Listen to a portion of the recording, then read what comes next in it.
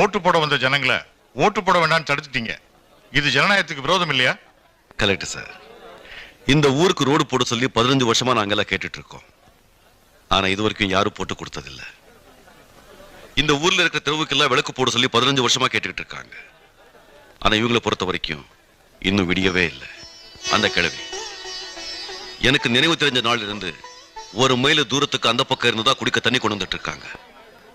Correct sir. ஒரு மனுஷனுக்கு அடிப்படையா தேவையானது இருக்க இடம், போட்டுக்க துணி, வயிற்றுக்கு சாப்பாடு. அதை கூட நாங்க கேட்கல. நாங்க கேட்டதெல்லாம் நடக்க நல்ல தெரு, அதுக்கு ஒரு வெளிச்சம், குடிக்க தண்ணி.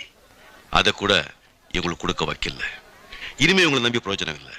அதனால்தான் இவங்க ஓட்டு போட கொடுத்த பணத்துல நாங்களே ரோட போட்டுக்கிறோம், தண்ணியை கொண்டு வந்துக்கிறோம், வெளிச்சத்தை உண்டாக்கிக்கிறோம்.